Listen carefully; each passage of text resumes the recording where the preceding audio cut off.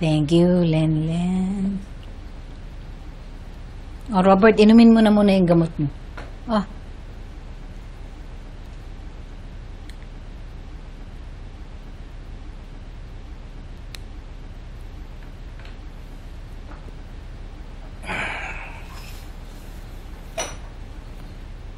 Nasaan si JR? Sabi ni Lenlen tulog na.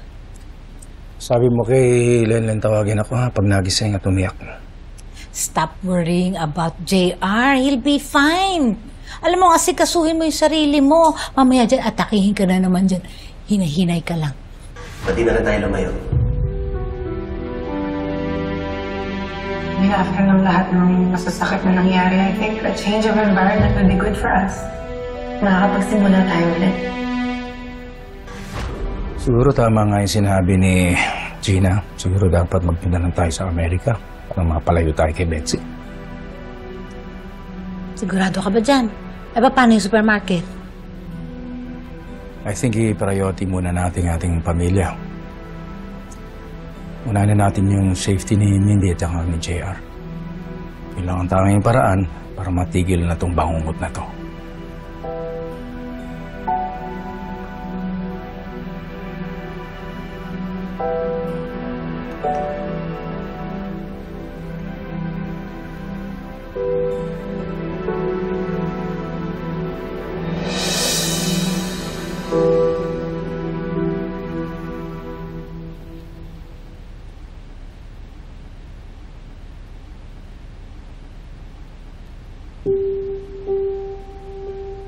Hello, baby.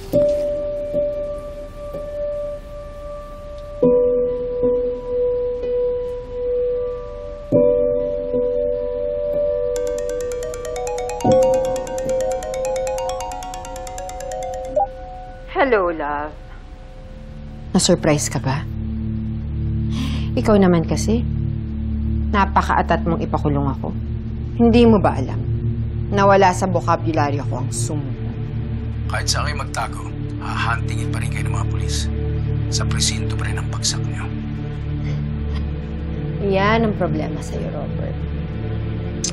Kahit nung tayo pa, wala kang bilib sa akin. Lagi mo akong ina-underestimate. Pwes, patutunayan ko sa'yo na kaya kitang talunin. Babawiin ko ang anak mo. At sisiguraduhin kong hindi mo na siya makikita ulit. Mamamatay muna ako bago makuha si JR, Betsy. Ganun ba?